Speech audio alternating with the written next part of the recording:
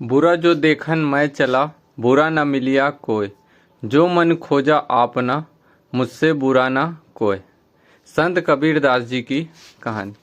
संत कबीरदास जी 15वीं सदी के महान रहस्यवादी कवि और समाज सुधारक के जीवन से जुड़ी कई ऐसी प्रेरणादायक कहानियां हैं जो हमें जीवन से सही दृष्टिकोण, संतुलन और कर्म के महत्व को सिखाती है।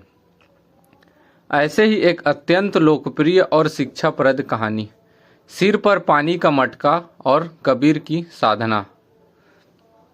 सिर पर मटका, कर्म और भक्ति का संतुलन। एक बार एक व्यक्ति संत कबीर के पास पहुंचा और शिकायत भरे लहजे से बोला, कबीर जी, मैं आपकी बहुत इज्जत करता हूं, लेकिन एक बात मुझे समझ नहीं आती। आप भी गृहस्थ हैं, कपड़े बुनते हैं, बाजार में बेचते हैं और दुनियादारी के सभी काम करते हैं। इसके विपरीत मैं अपना सारा समय पूजा पाठ और भगवान की भक्ति में लगाता हूँ। फिर भी मुझे लगता है कि आपकी भक्ति सच्ची है और मुझे ईश्वर की प्राप्ति नहीं हो रही है। कबीरदास जी ने उस व्यक्ति की बात ध्यान से सुनी। उन्होंने तुरंत कोई उत्तर नहीं दिया, बल्कि मुस्कुराकर बोले, भाई, आज का दिन ढलने दो, मैं तुम्हारे प्रश्न का उत्तर स्वयं दे दूंगा। लेकिन अभी के लिए चलो, हम शहर की थोड़ी सैर कर आते हैं। कबीर जी के साथ वह व्यक्ति भी घूमने निकल पड़ा। रास्ते में उनकी नज़र एक ऐसी महिला पर पड़ी जो सिर पर पानी से भरा हुआ मटका रखकर घर लौट रही थी। वह महिला रास्ते पर चलते हुए अपनी सहेलियों के साथ ठहाके लगाकर बातें भी कर रही थी और लोकगीत भी गा रही थी।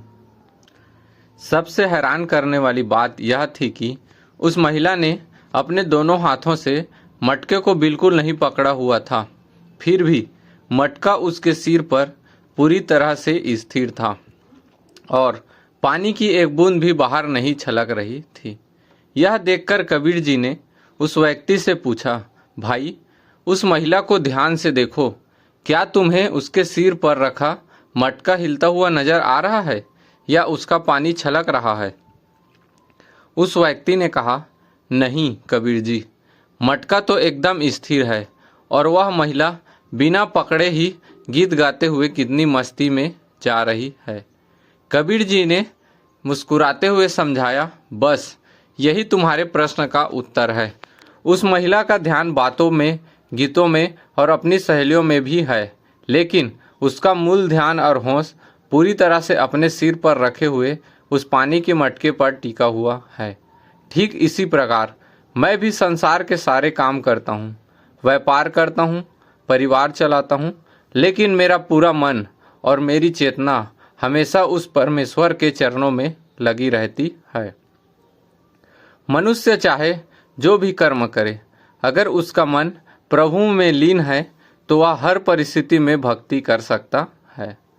इस कहानी से हमें यह सीख मिलती है कि सच्ची भक्ति और सफलता के लिए बाहरी दिखावे की नहीं, बल्कि अपने कर्तव्य को करते हुए भीतर से ईश्वर से जुड़े रहने की आवश्यकता होती है।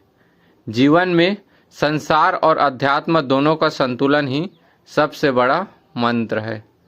जय कबीर साहब।